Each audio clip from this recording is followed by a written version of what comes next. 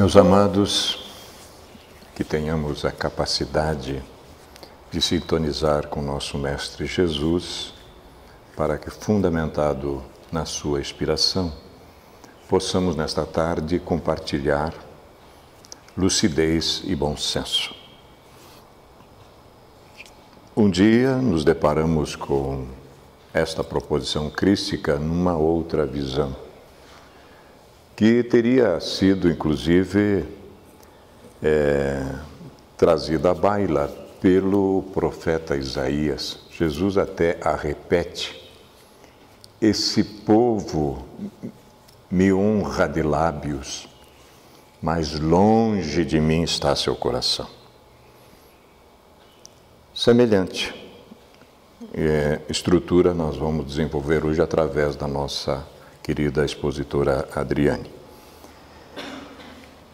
A Regional tem uma honra muito grande quando vem a esta sociedade, porque aqui, obviamente somos suspeitos a falar, abraçamos familiares nossos de longa data, não desta existência, eu acredito que já deu para desconfiar, né? Obviamente, já deu, né? Então, quando nós viemos ao semeador, nós nos sobrecarregamos de uma força enorme, porque a gente vai hoje até às 10 horas da noite. Nós saímos daqui e vamos continuar, né? Nós temos CEPAL, nós temos toda a estrutura da nossa sociedade, mas vamos concluir lá no Caminho da Luz, depois lá pelas 9h30, por aí mais ou menos, né? De maneira que é uma alegria muito grande poder revê-los novamente em paz, em harmonia e desejosos que estejamos pelo menos com relativa tranquilidade. Porque no mundo de expiações e prova dizer que está 100% é uma dádiva. Às vezes a gente encontra alguma criatura que diz: quando o papai do céu me criou, falou que esse é o cara. Quanta bobagem, quanta bobagem. Não sabe o que está falando, mas a gente entende perfeitamente bem. Há encarnações, meus irmãos, que a gente passa em tranquilidade. Adivinha a próxima. Adivinha a próxima, obviamente. Nós temos, então, a alegria também dobrada de conseguir ajustar a agenda da nossa Adriane Viola Bacarin, que é um ser muito querido do nosso coração, né? E hoje ela vai nos trazer à baila assunto muito importante a respeito desta questão. A Adriane reencarnou nessa existência em Laranjeira do Sul, em 1978. Vinculou-se à doutrina em 1997. Ela é vinculada mais afeta à Sociedade Espírita Paz, Amor e Luz, onde nós estamos também trabalhando há 32 anos. Tarefeira da sociedade, bem como do seu departamento social, que é o NAFA, que é um núcleo assistencial Francisco de Assis, lá no Interlagos. Coordenadora de grupo de estudo, exposições tanto da CEPAL quanto da nossa regional. A nossa Adriane é advogada, especializada em Direito e Processo Trabalhista, bacharel em Administração, pós-graduada em Administração Financeira. Estava pensando em casa, até ontem conversávamos com ela a respeito de uma introdução. Achávamos que ia trazer a benfeitora Joana de Ângeles, da qual você sabe que também sou suspeito em falar, mas resolvi hoje trazer uma coisinha mais aprofundada um pouco, incisivo, não na essência. O benfeitor chama-se Viana de Carvalho. E digo mais, Viana fala como poucos a respeito do codificador e da estrutura doutrinária. E nós vamos fazer uma ponte rápida, que depois a Adriane vai enfocar isso, a respeito desta colocação do Cristo com o Espiritismo, né? Aparentemente, que tem que ver uma coisa com a outra, mas tem. Não vou ler todo o capítulo, obviamente só um pedacinho, para que depois a Adriane comece a nos conduzir. Diz o benfeitor Viana de Carvalho, neste livro Espiritismo e Vida, aqui está uma mensagem que ele chama de campeonato da insensatez. Direto para os espíritas, direto. E essa mensagem que a gente vai ler aqui, trata-se de concepções equivocadas. Só um trechinho, né? Ele diz assim para nós: é lamentável o desconhecimento em torno da doutrina espírita e dos ensinamentos do espiritismo. Acostumado às religiões ortodoxas que premiam e castigam, que transformaram Deus num fantoche que se permite sensibilizar com oferendas materiais e sacrifícios supérfluos que nada custam, diante do Espiritismo, que é doutrina racional. Adaptam-no, à sua maneira de crer e de ser, esperando respostas compatíveis com o seu nível de ignorância sobre o mesmo. Ele está falando para os espíritas, ele não está falando para os outros. Isso aqui me deixa atormentado. Como é que pode? Mais lamentável ainda é constatar-se que outros indivíduos conhecedores dos seus postulados anuam com essas ideias. Concordem? Ingênuas umas e absurdas outras, silenciam ou deem a impressão de que tudo é válido, especialmente quando se ama. Olha o pieguismo. Olha o pieguismo. Como se o amor fosse uma poção mágica que tudo soluciona, mesmo quando em circunstâncias que exigem energia. E Jesus vai fazer isso, né? Orientação, educação, e não apenas o pieguismo, algo covarde da concordância. Tudo. Sim, senhor, está tudo bem. Tá não? Não está não. Não é humildade, como se vulgariza, silenciar ante o mal, concordar com todos os disparates em nome de um conjunto de ensinamentos honoráveis, como o Espiritismo, fazendo propaganda pessoal de virtude aparente à custa do sacrifício da mensagem edificante. E é o que mais a benfeitora diz: não aparente que você não é. Você ainda não conseguiu, está dizendo que é, mas você não é. Cuida-te com isso. Igualmente, não tem cabimento a transformação da mediunidade em instrumento para exibicionismo, mesmo que os fins sejam edificantes, vulgarizando-a, submetendo a análises superficiais de personalidades descomprometidas com o progresso humano. E é o que está acontecendo agora. Todo mundo se acha no direito de publicar um livro mediúnico. Há um Deus nos acuda. E a gente espreme, não sai nada. De outra forma, o Espiritismo não se pode transformar em palco de humorismo chulo e de divertimento vulgar, competindo com o existente no mundo, quando a sua finalidade é dignificar o ser humano e arrancá-lo da situação espiritual deplorável em que se encontra. Só não dorme, ronca. Tratar-se de questões sérias e graves é compromisso de relevância, que não pode ser realizado sem siso nem dignidade. Utilizando-se de técnicas de comunicação jovial, nas quais são recomendados recursos de oportunos sorrisos para manter a atenção e a concentração do público, não se permite a doutrina espírita a chocarrice, tampouco a apresentação de humor com sentido duplo, levando as mentes menos criteriosas a conclusões nada compatíveis com seu elevado elenco de pensamento. Então eu não devo sorrir por causa disso? Não, não é isso que está dizendo. Não é isso? A piada, entre aspas, precisa estar no contexto.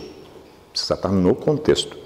O Espiritismo veio à Terra e nela se encontra para orientar, conduzir, dignificar e preparar o espírito para as experiências evolutivas de todo porte, para o desenvolvimento dos valores íntimos adormecidos, para o enfrentamento dos gravames do passado e o ressarcimento deles através do sofrimento, se for o caso, ou por meio das realizações edificantes do bem ou da caridade. Nós escolhemos uma ou outra.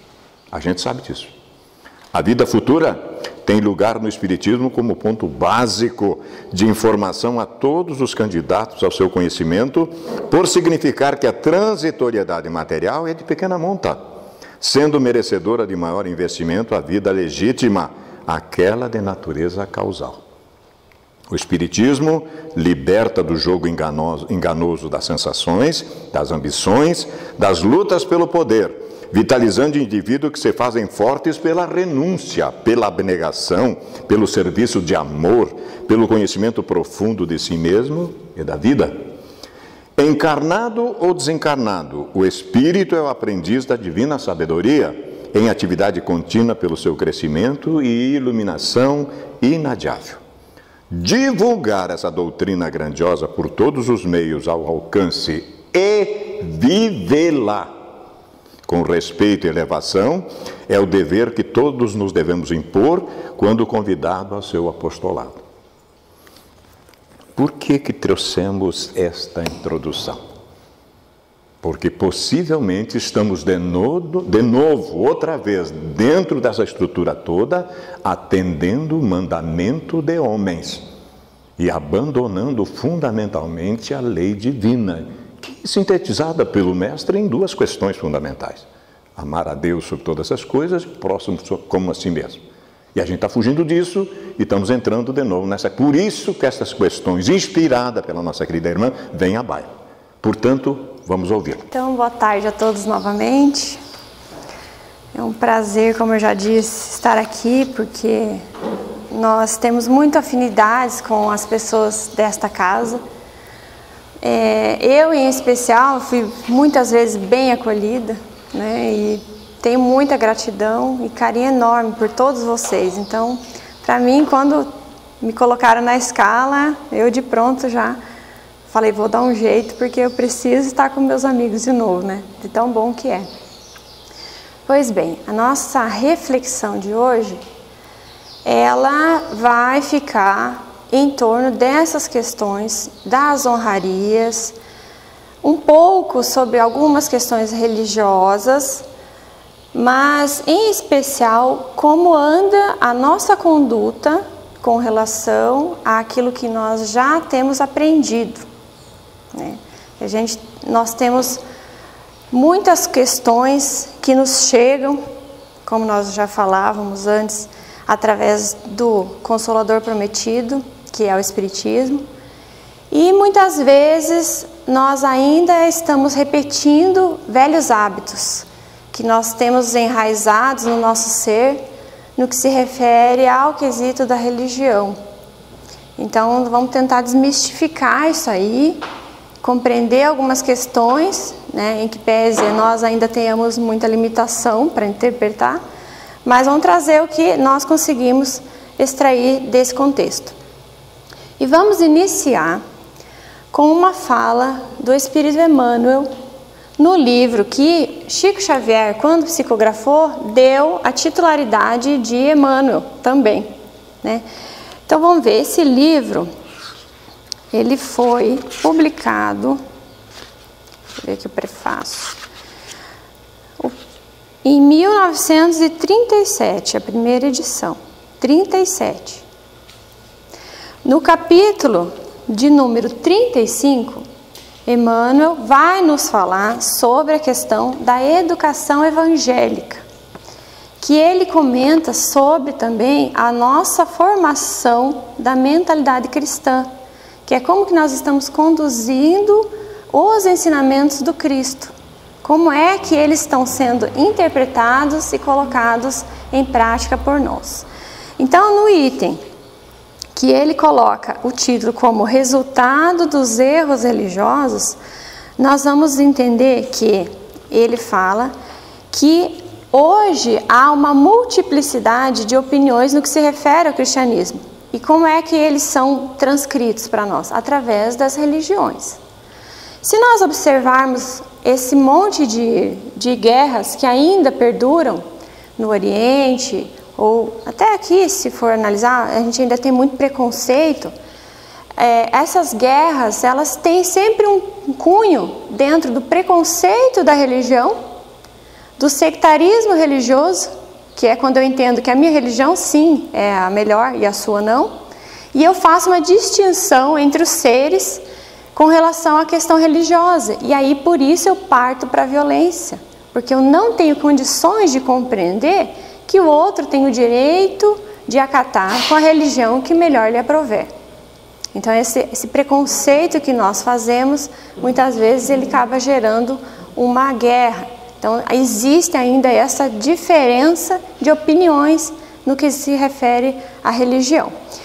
E ele vai falar assim, Emmanuel: a missão do cristianismo na Terra não era a de mancomunar-se com as forças políticas que lhe desviassem a profunda significação espiritual para os homens. A proposta do cristianismo não era de fazer conluio com as forças políticas e destoar a sua profunda significação. O Cristo não teria vindo ao mundo para instituir castas sacerdotais e nem impor dogmatismos absurdos. Sua ação, a do Cristo, dirigiu-se justamente para a necessidade de remodelar a sociedade humana, eliminando-se os preconceitos religiosos, constituindo isso a causa da sua cruz e o seu martírio, sem se desviar, contudo, do terreno das profecias que o anunciavam. Mas ao final ele diz: aliado ao Estado, o cristianismo deturpou-se, perdendo as suas características divinas. E aí ele finaliza dizendo: todas as exterioridades da igreja, todos os atos exteriores da igreja, deixam nas almas humanas, sedentas de progresso, um vazio muito amargo. Então, partindo desse pressuposto, que nós podemos concluir que o cristianismo tinha um objetivo. É óbvio, Cristo não veio para cá em missão, preparando-se há muito tempo para trazer uma doutrina que não tivesse uma mudança essencial na nossa vida, ou que não tivesse uma significação tão importante como é a do cristianismo para nós, se não fosse de grande valia para todos nós. Ele não teria vindo. Porém, ele veio, mas os homens, todos nós, deturpamos a questão, a mensagem do cristianismo lá nos seus primórdios. E por essa razão, a Isaías já fez essa referência, como disse o Vani no início, mas o Cristo também veio confirmar que muitas vezes nós ficamos presos nas questões das honrarias e nas situações exteriores e nós deixamos de lado os nossos sentimentos. E nós só apenas vamos conquistar a mudança do nosso espírito através das mudanças interiores e não das mudanças exteriores. É o interior que vai dizer se você compreendeu a mensagem e se você já é capaz de vivenciá-la ou não. É só dentro dessa proposta que nós vamos entender se nós estamos dentro desse contexto ou não. E interessante que no Evangelho de Mateus, nós encontramos uma outra passagem de Jesus fazendo um comentário e que foi transcrita no Evangelho segundo o Espiritismo. E nós vamos colocar ela agora para que a gente faça uma análise dessa ideia. O Evangelho segundo o Espiritismo traz em seu capítulo 8, no item Bem-aventurados os que têm puro coração, itens de 8 a 10, esse trecho que estava no Evangelho de Mateus, capítulo 15, de 1 a 11.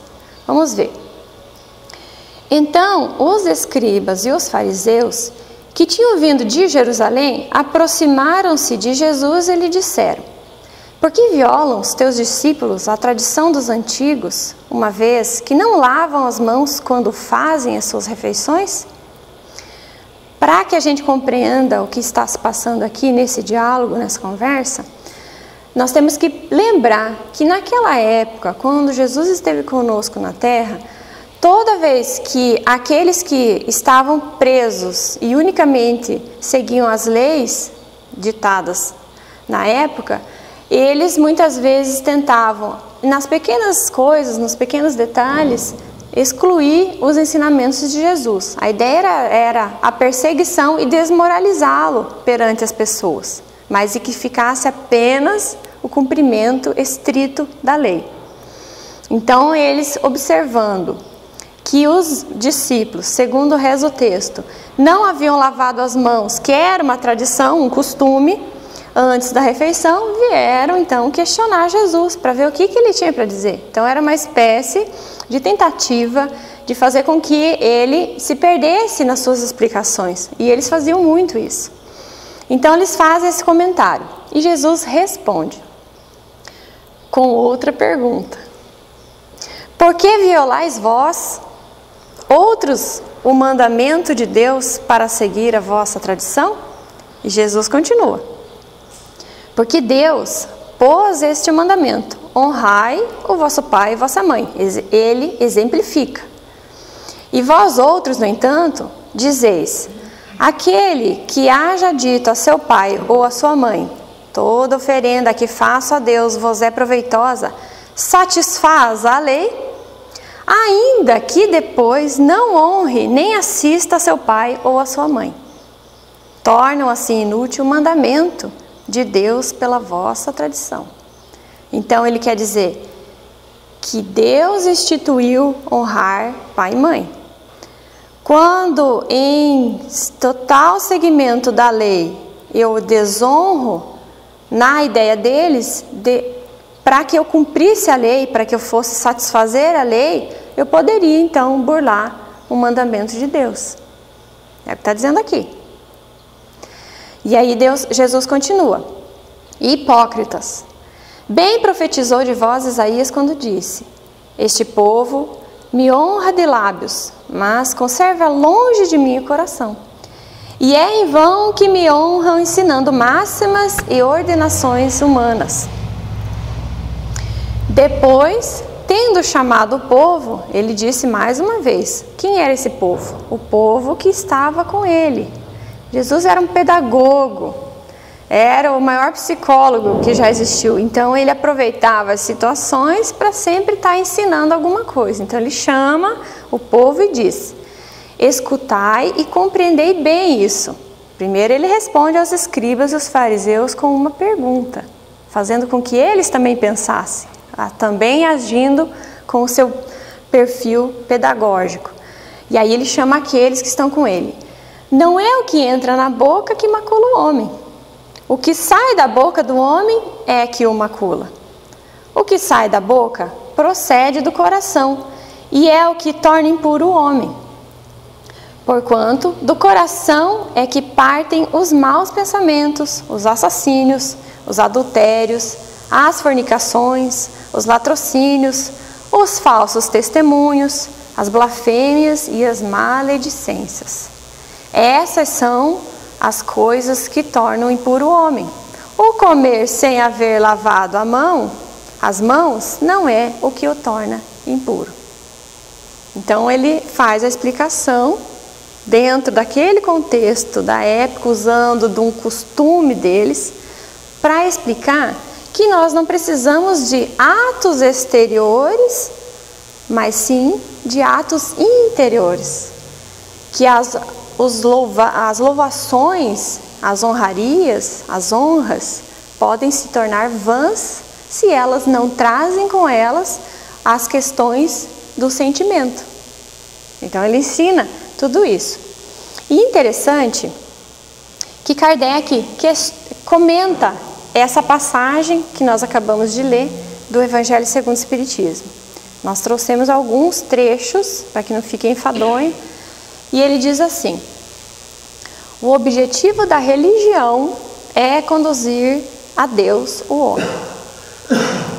Logo, toda religião que não torna melhor o homem não alcança o seu objetivo.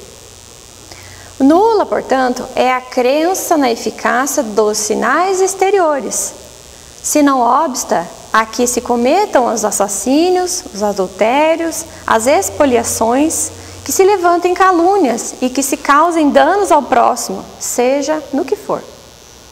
Não basta, diz Kardec, que se tenham as aparências da pureza. Acima de tudo, é preciso ter a pureza do coração.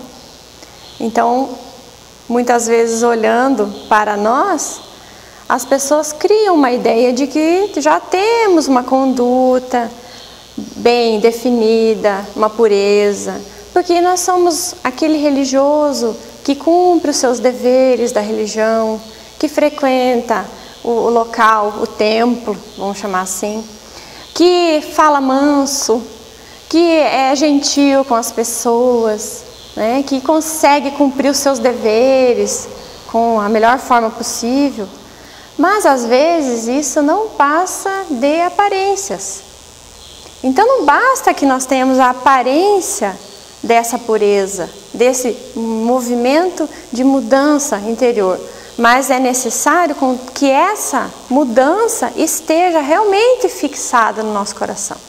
Nós vamos desdobrar esse assunto no decorrer da nossa exposição. Pois bem, aí encontramos então uma questão do Livro dos Espíritos que é a 654, que ela diz, que faz a seguinte pergunta. Kardec questiona: tem Deus preferência pelos que o adoram desta ou daquela maneira? Será que Deus faz distinção? Será que Ele prefere que eu faça de um jeito ou de outro as nossas adorações? Porque nós podemos pensar o seguinte: a lei de adoração é lei divina. Tanto é que tem um trecho, um capítulo que fala no nosso Livro dos Espíritos da lei de adoração. A lei de adoração nós trazemos dentro de nós lá dos séculos passados, de muito tempo. É algo que é da lei de Deus, portanto perfeita, porque foi Ele quem criou. Não é invenção do Espiritismo e não é invenção de qualquer outra religião, é lei divina. Então, a lei de adoração, ela está em nós, está dentro de nós, incutida em nós. Então, nós vamos fazer essa adoração porque, como o próprio Livro dos Espíritos traz de exemplo, imaginemos uma criança que quando vê o pai e o reconhece superior a ele, ela o adora. Ela está suscetível às suas colocações, aos seus ensinamentos, porque ela tem essa referência e reconhece nele superior a ele. Nós, quando nós nos reconhecemos pequenos diante do Pai, nós também nos reportamos a Ele. Essa é a lei de adoração da natureza. Mas a maneira com que nós nos referimos à adoração, será que isso faz diferença a Deus? Então vamos ver a resposta. Deus prefere os que o adoram do fundo do coração, com sinceridade, fazendo o bem e evitando o mal. Adorar do fundo do coração, com sinceridade, fazendo o bem e evitando o mal.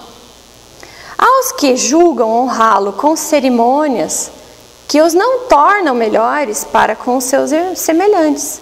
Então ele prefere esses que cumprem com essa situação de adorar no fundo do coração, sinceridade, fazer o bem e evitar o mal, do que aqueles que fazem as honras exteriores. Todos os homens são irmãos e filhos de Deus. Ele atrai a si todos os que lhe obedecem às leis, qualquer que seja a forma sob que as exprimam. A forma não está sendo discutida, mas o que você faz, isso está em pauta. Como que você trabalha? Então, Deus, atrai a si todos os que lhe obedecem à lei. Então, assim, nós fomos obedientes às leis, esses sim são preferíveis do que aqueles que exprimam dessa ou daquela maneira. Então, a maneira que nós vamos exprimir essa adoração é o que menos importa. E a questão continua. É hipócrita aquele cuja piedade se cifra nos atos exteriores. Mau exemplo dá todo aquele cuja adoração é afetada e contradiz o seu procedimento.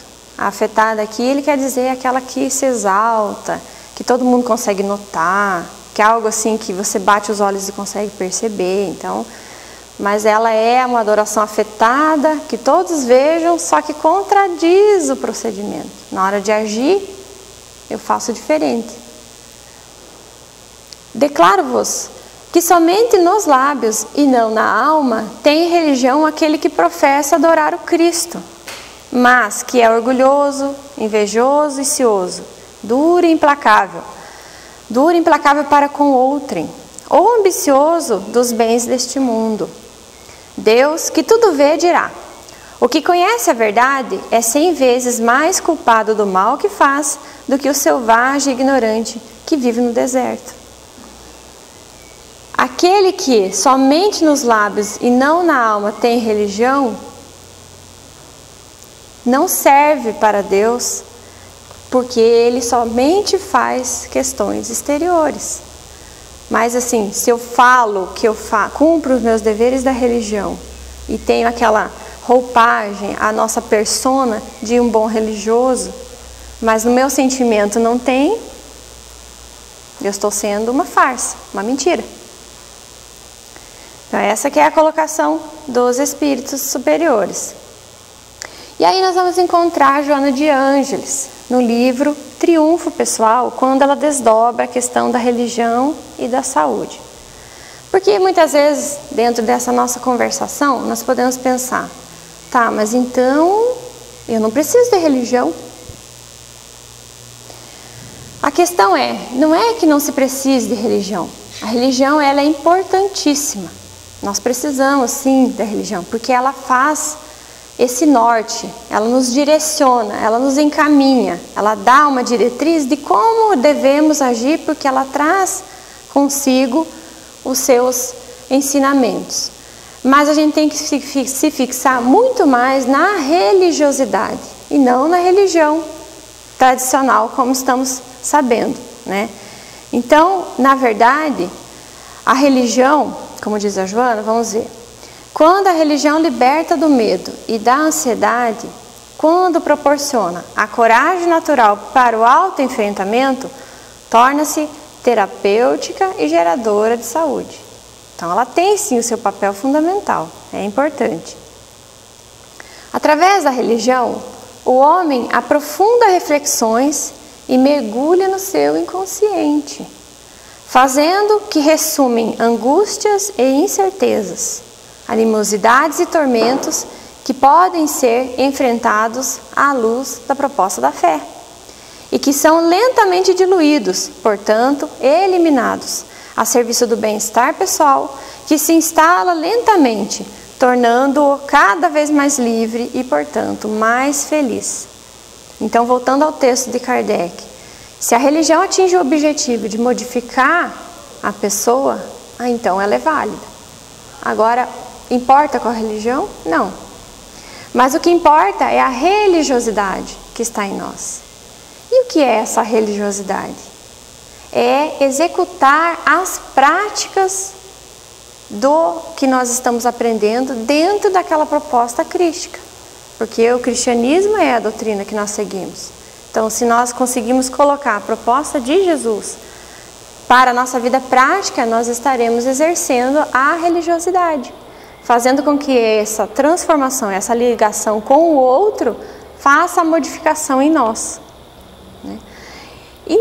E aí, dentro dessa ideia, nós pensamos, e Jesus? Aí pegamos a questão do Livro dos Espíritos, 625, quando se faz o questionamento, qual é o tipo mais perfeito que Deus tem oferecido ao homem para ele servir de guia e modelo? E a resposta, a mais sucinta de todas, Jesus. Eles respondem assim. E Kardec, não satisfeito com a resposta, ele faz um comentário, porque ele era assim, né? Comentava. Para o homem, palavras de Kardec, Jesus constitui o tipo de perfeição moral a que a humanidade pode aspirar na Terra. Deus nos oferece como o mais perfeito modelo, e a doutrina que ensinou é a expressão mais pura da lei do Senhor. Porque, sendo Ele o mais puro de quantos tem aparecido na terra, o Espírito Divino o animava. Lembra daquela passagem que ele dizia, que Paulo dizia, não sou eu mais quem vivo, mas o Cristo que vive em mim? Jesus era Deus que vivia nele. Então, o Espírito Divino, está falando aqui, o animava. Então, ele era imbuído desse sentimento divino, e esse sentimento divino fazia com que ele externasse aquilo que ele tinha dentro dele. Jesus não faz nenhum tipo de escrita por ele mesmo, mas o maior exemplo ficou através das suas ações.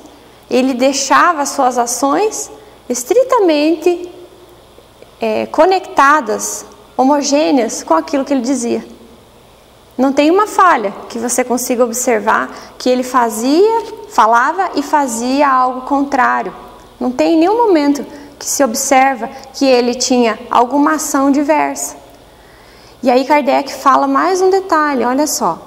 Quanto aos que, pretendendo instituir o homem na lei de Deus, o tem transviado, faz essa modificação, ensinando-lhe falsos princípios, isso aconteceu por haverem deixado que os dominassem sentimentos demasiado terrenos e por terem confundido as leis que regulam as condições da vida da alma com as que regem a vida do corpo.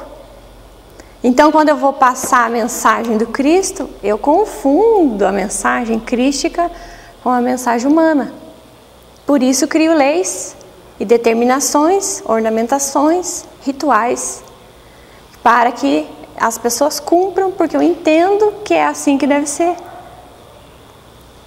E nós espíritas, como que está sendo os nossos rituais?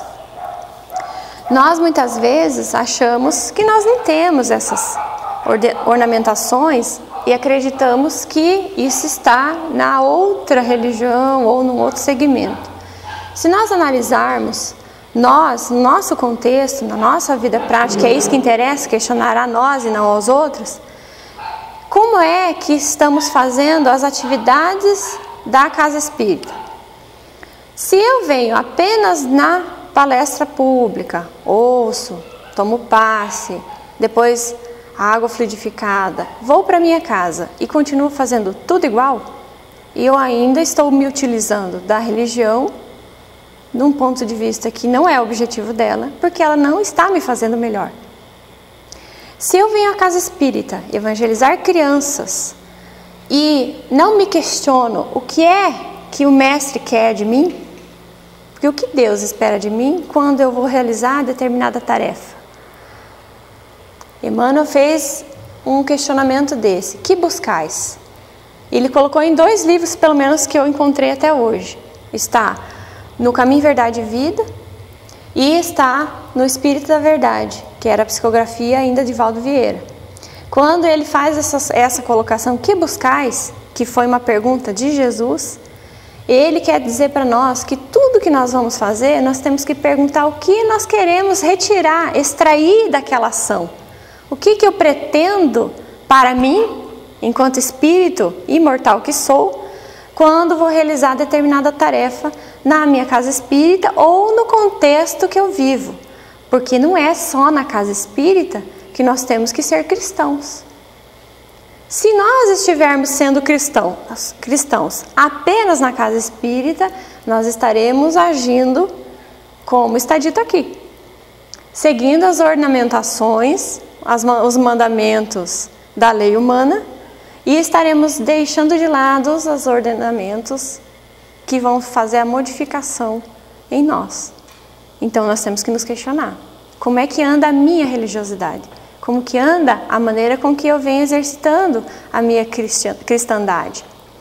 E Emmanuel, também naquele livro, Caminho, Verdade e Vida, no capítulo 37, intitulado Honras Vãs, que deu ensejo à nossa conversa de hoje, ele vai dizer o seguinte: logo após o ministério divino do Mestre, quando ele veio para cá, vieram os homens e lavraram ordenações e decretos na presunção, pretendendo honrar o Cristo, semeando em verdade separatismo e destruição.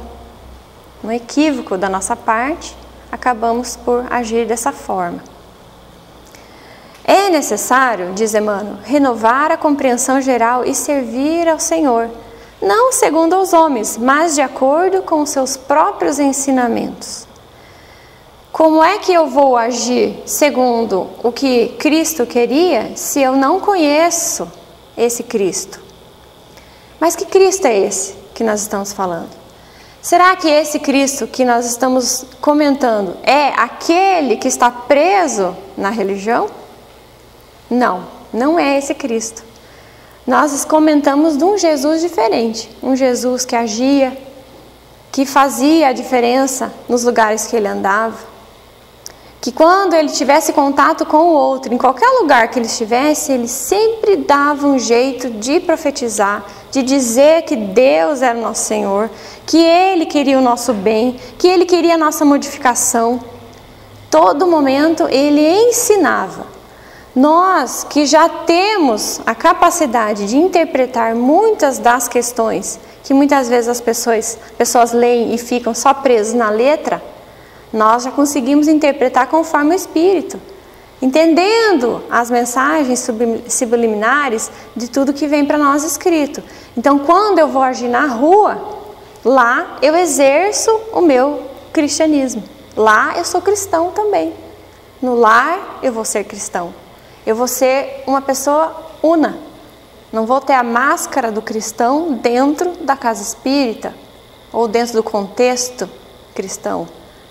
Mas eu vou ser cristão em qualquer momento, no tempo todo. E é isso que Ele espera de nós. Vivenciar, servir ao Senhor, né? Compreendendo o que Ele quer de nós e vivenciar onde quer que estejamos. E veja só, para fechar essa ideia que nós estamos comentando, também, de novo Emmanuel, mas lá no prefácio da obra Caminho, Verdade e Vida. O Cristo não estabelece linhas divisórias entre o templo e a oficina. Toda a terra é seu altar de oração e seu campo de trabalho ao mesmo tempo. Eu não tenho que ser de um jeito na casa espírita, no templo, e não tenho que ser de outro jeito fora da casa espírita. Eu tenho que ser uno. Toda a terra é o seu altar de oração e o seu campo de trabalho ao mesmo tempo. Por louvá-lo nas igrejas e menoscabá-lo nas ruas, é que temos naufragado 1000 vezes por nossa própria culpa. É por isso que a gente falha, porque nós somos dúbios, seres contrários muitas vezes. Falamos uma coisa e agimos de outra. Pregamos uma situação e agimos completamente diferente. Todos os lugares, portanto, podem ser consagrados ao serviço divino. Então, o que nós pensamos? Então, eu crio para mim um sistema de ritual. Faço minha oração quando eu acordo, minha oração ao deitar. E aí cumpro meus deveres dentro do meu contexto religioso. Isso, a gente acaba criando um ritual para nós e que sair desse contexto nós não conseguimos trabalhar, porque nós estamos acostumados a esse processo, esse ritual. Então a ideia, o que é? Quando eu estiver em contato com o meu próximo, entendendo essa irmandade de toda a humanidade que nós temos, que todos nós somos irmãos, entendendo isso, no contato com o meu próximo, eu serei aquele cristão o melhor que eu puder. E esse contato em auxiliar o outro, trazendo para ele as mensagens de bom ânimo, eu estarei trazendo também uma oração. Então, o contato com o próximo será a minha oração. Então, eu trago o templo do local que eu circunscrevi, aquele lugar que eu determinei, e levo para a rua. Então, eu faço o meu local de oração lá no meu local de trabalho. Então, o tempo todo, esse contato com o próximo, eu torno isso uma oração, torno isso uma manifestação do Cristo em mim. É isso que Paulo fazia. Por isso que ele consegue se modificar tanto, porque ele deixa de lado o seu lado do ego, a personalidade que ele trazia, e volta-se para o seu Deus interior. E aí, deixando esse Deus interior aflorar, falar mais alto, ele conseguia, nas suas atitudes, colocar esse Deus em prática, que ele já tinha dentro dele. Essa que é a proposta para nós, né? E aí, Emmanuel, de novo, num outro livro, no Vinha de Luz. Olha como amarra a ideia, né? Não basta fazer do Cristo Jesus o benfeitor que cura e protege. Quando eu preciso, eu vou até Ele e adquiro consolo, o alívio, né? É indispensável transformá-lo em padrão permanente da vida. Padrão permanente da vida. Por exemplo e modelo de cada dia. Então eu começo a colocar esse Jesus como realmente guia e modelo. Então eu já sei que ele é o guia, porque ele trouxe os ensinamentos. E aí ele se torna o meu modelo, porque eu vou seguir esses ensinamentos onde quer que eu vá. Seja com quem eu estiver. onde eu estiver.